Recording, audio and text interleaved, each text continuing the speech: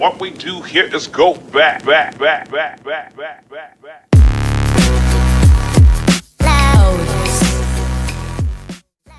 Good morning, afternoon, and evening, aunties, uncles, and lighties of all ages.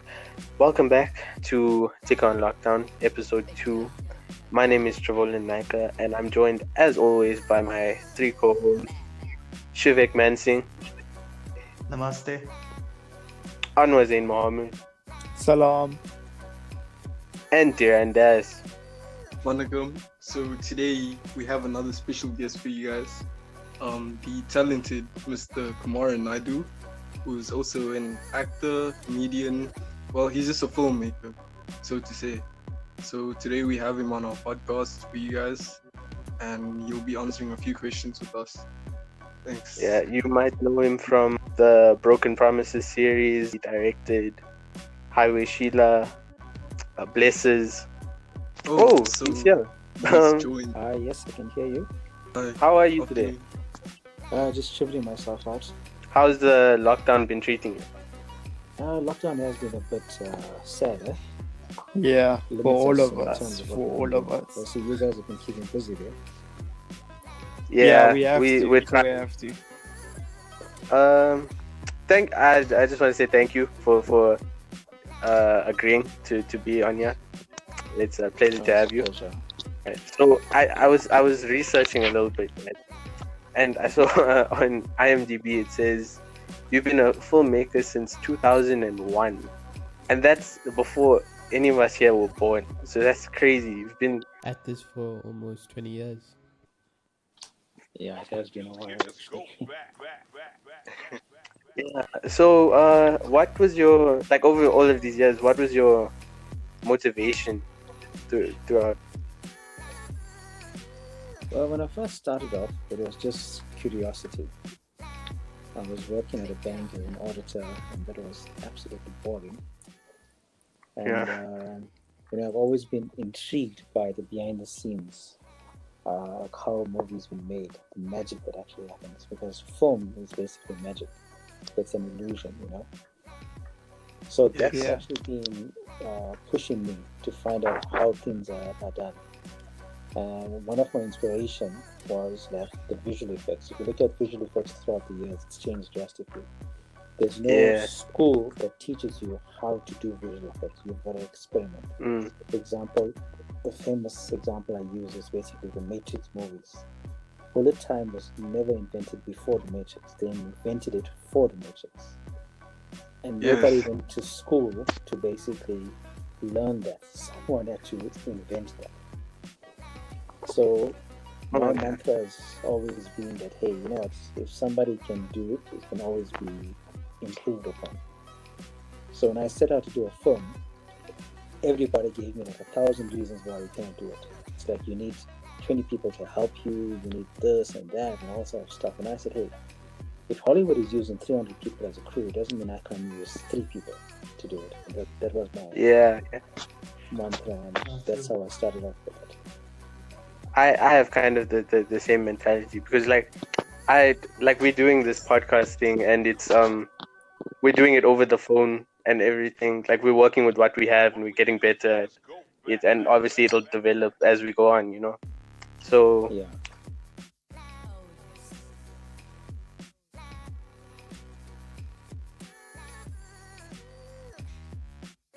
No, that's great. Yeah. You should always chase your dreams and Okay. always be motivated to do it. Okay, my question is, so you've produced many movies besides Broken Promises. Which one out of all of them was your favorite to produce? I think my favorite would be Run for Your Life, the first one. I love that movie. It's one of my favorites. Yeah.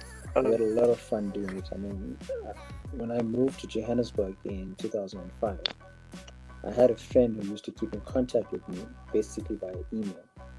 And I moved up here. His name is Kumaran Naidu. We just connected so well that he brought all the resources, you know, in terms of getting the actors and stuff here. I just wrote the script and filmed the movie.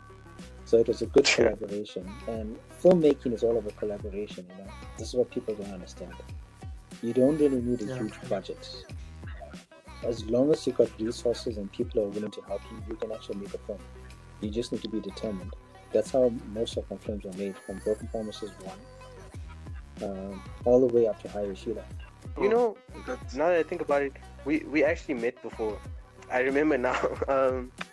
Yeah, we just the one day we decided let's go out on a Saturday to Monty, and we were just there, and we decided let's go watch this new movie, Broken Promises Forever, and we didn't know that the cast was going to be there. So we were there. We booked like the whole front row because there was a lot of us, and we were watching it. And like in the middle of the movie, one of my friends just looked inside and was like, "Hey, isn't that the guy from the movie?" And we all like kept looking at the screen and looking behind us to try and reference, and we were like, "Yeah, it is."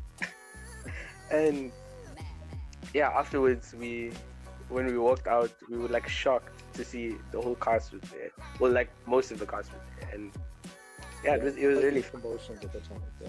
Shivek had a fun experience also. Yeah, I actually, while I was watching the movie, I actually fell in love with one of your female cast members, and I ended up being there. Yeah. Yeah, it was something else. Drian also had an experience there. So when we were watching, we were in the first row, so we were like in front of the screen and we were focused on that only. So there was someone who was sitting next to us. I won't mention names, but that person kicked me in the nose when I was trying to get to the bathroom. So Yeah, it was the funniest thing because we were just sitting there and Jan was wearing like a bright orange jacket. Yeah, so he like ran across me and I was looking at him, and next thing I just see this bright orange flash, like he flew because the impact, That's an action and he was on the. It was a It was- PG-13 film, so sorry about that. It was the atmosphere in the cinema was really nice, which it's always, I think it's a big part of a movie to like when the cinema is lively, you know, and everyone's laughing at the jokes and you feel Yeah, like you feel it definitely gives you a high watching your film with an audience. Definitely gives you a high because yeah, when they enjoy it, it makes you feel good. You know, Yeah, it makes they you give achieve something. yeah. I think my favorite scene from the movie was when Doza starts praying and then you just give him that look. We all just started laughing.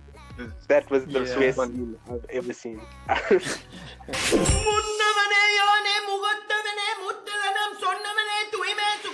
Yeah, I think that's one of the highlights of the movie. Definitely. Yeah.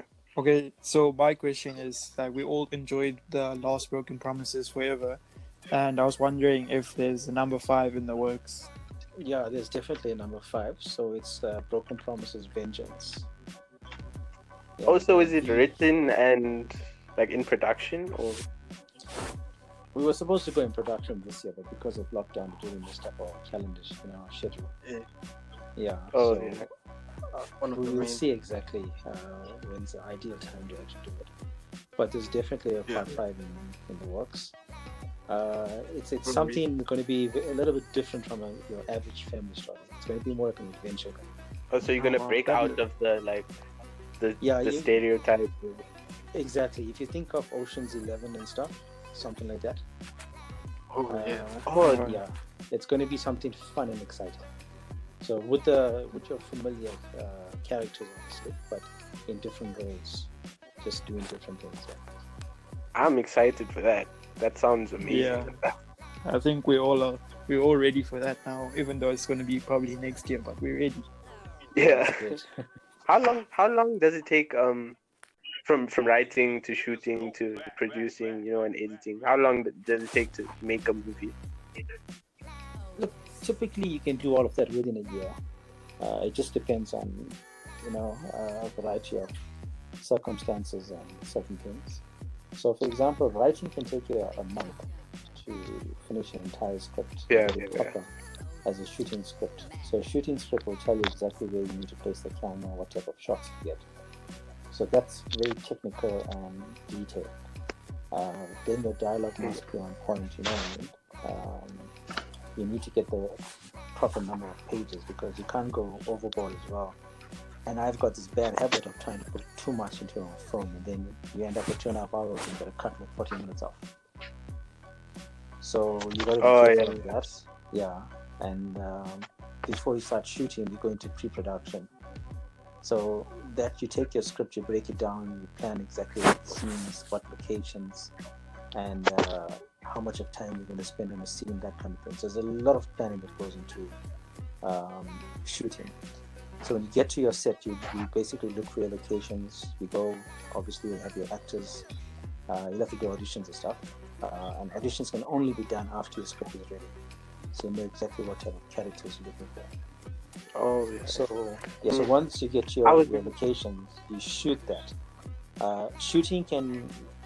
Look, you can shoot a film in like about 17 to 18 days. Like Broken Promises 4, we shot in 18 days. But that's tight shooting. It's very, very quick shooting.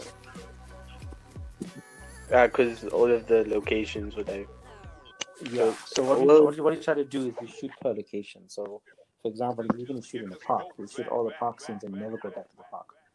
Unless there's a problem, and then we have to. But as far as possible, we try to shoot in one location, finish that, and then move along.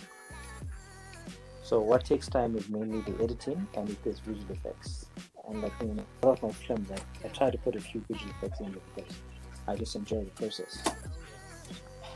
I enjoy learning about that kind of stuff. It's really interesting to me. I want to kind of go down that path. It's intriguing. Yeah. Oh yeah, I wanted to ask. Like, there's such a big gap between the first Broken Promises and then the last one, Broken Promises Forever. Like, did you ever expect that it would become so big in the sense like now there's premieres in cinemas and you can do like cast meetups and stuff like that? When we first did Broken Promises 1, which was in 2003, we were like shut down left, right and center. I remember after doing it, it was like the first digital film basically in South Africa, because that time nobody was experimenting with film and we took like a bold step, you know what I mean? So we approached a few cinemas and they gave us so much of excuses like why it won't work and that kind of thing. And the only film that will work in South Africa was a Leon Schuster film. So I did find that one day it could be wrong, you know what I mean? And I'm happy other Indian sort of films that came out proved these people wrong with how popular it can be, you know, because it's a huge market and I think it's a market that has been sidelined for way too long. You know, Indians love to watch films. So, look at the Bollywood market; it's the biggest market in the world. So I think people didn't take that into consideration. And local films, I didn't realize there would be such a huge demand for it, because when I first made Broken Promises, I never expected it to go anywhere. I just did it like I said for curiosity and for fun. And the aftermath of that was something I never expected, because I think it was a top-selling film on DVD and VHS in 2005. We only released it in 2005. And that was on VHS and DVD, and it was getting sold out like crazy during Christmas time. Yeah, I know, because for us it's really refreshing to watch something that you can relate to at such a high level. Because like I'm from Durban as well. Oh, okay. And like to like watch something and be like, oh, my grandmother does that, or my auntie does that. It's the best thing ever. Like Broken Promises, the kind of stuff like that. Yeah, because when I write my scripts, I write it based on my experiences, where I observe people and so forth. It's not something that's totally made up. You know, I've basically experiences either myself or by my friends, my family, or you know what I mean, something that I've seen. So I like to put those things into the movie and sort of make fun of it. I'll give an example for something in Unfair Life. We used to own a cinema back in the 90s. It was the Majestic Cinema and Odeon Cinema in Durban. So I don't know if you heard of that. And you get some quite hectic characters coming in late at night. So I remember the one time there was a fight there, and this guy says, "Listen, look at my forehead. Can you see what's happening there?" And I was in the middle of it, right? And I'm like, I wanted like, what nonsense is this? You know what I mean? People don't talk like this. So I actually went and looked at his forehead. I'm like, no, I can't see anything there. Then he says, there's trouble there. And who knows? In Run for Life 2, I actually used that entire scene there. I actually put it there. That's some experience. Yeah, so Yeah. I think the best comedy and stuff comes from real life experiences. You know? The relatable stuff is always the funniest. Very relatable. The more relatable, the better and more enjoyable it's going to be. Because like we all have our own experiences, and like I think the four of us one day we all hope to make like a short movie and put it on YouTube and see what happens. But yeah, I think it will take time because we're just getting into stuff, and but hopefully one day we can just make something like that. That'll be good. You must never give it up. Look, I think the first thing is you must just start. Don't even have a proper plan, just start. Hopefully it leads to that. And I think Shuvik had one final question you wanted to ask. Yeah. So, do you have any advice for anyone coming up in the industry? Look, it's a tough industry, and my advice is to never give up. I mean, when I first started out, a lot of people didn't have faith in what I was doing, including some of my family members. They would put you down and say, listen, it's impossible. But the thing is, you need to believe in yourself and persevere. You know, find your own mantra, just believe in yourself and be humble and just go for it. Don't think you're going to be making millions, because if you can go with that thought, you are So go into a project thinking that, listen, I just want you to be successful and for people to enjoy what I'm doing. So with that, it will definitely work. Yeah. I'm lucky enough to like my family kind of supports me in what I'm doing, and like when I do these podcasts or whatever, I'm not always, all of us actually, we're not really thinking about what the output of it will be. We just want it to be good. We want to know that we did a good thing, you know. See, the thing is, if you have a passion for something, and if you get paid for it, you're actually robbing somebody. You understand? If you enjoy and love what you're doing, and someone is paying you for it, you're in the best position ever. So it's like in my profession, I'm in the filmmaking industry. So if I do like a video edit for somebody, and it's a paying job like this, I do contract work, you know. So if it's a paying job, I'm basically getting paid to have fun. That's how you need to do things. You see, that's where we all want to be in life. Yeah. Exactly. You need to love what you're doing. So if you love making podcasts and you can make it work for you, where you actually it's sustaining you, that's it. You're in a fantastic position. So that's we're all just hoping. We're just waiting for that one break and waiting for something big to happen. And right now, you coming on the podcast is one of our major milestones. Like so we just wanted to say thank you for joining us and making a name for us, basically. Thank you so much. No, it's a pleasure. Yes. So you guys are here. Hopefully, I'm in Midrand. Okay. All right. That's very good. We all collaboration. Nice. Yeah, I just hope like one day the four of us will be in a Kumaran Naidu film, maybe. Like you'll never know. Hey, you never know. You never know. Yeah. You never know. Yeah. Look, the thing is with me, I give a lot of opportunities. Like especially when I'm doing auditions, I always leave room for a few new characters. Like even with Broken Promises, I did a lot of auditions in Shlanga at one of the radio stations there, and there was a whole host of people that came through. A lot of people had talent, and I used them for it. So I made up characters just to give people opportunity. I always believe in giving opportunities. Because sometimes you find that someone is so eager and they're so fresh that you can't ignore it. You have to give them the opportunity, and that's what I've always been. I've given so many people opportunities. They went on to so many other things. I'm happy for them, and it's always good to know that. Listen, hey, you help somebody take that first step. That's wonderful. So thank you again for joining us. I think that's time for us, and maybe we'll see you at an audition one day, one of these days, whenever. Definitely. Thanks, Cheers, guys. Take care. Okay. Cheers. Bye.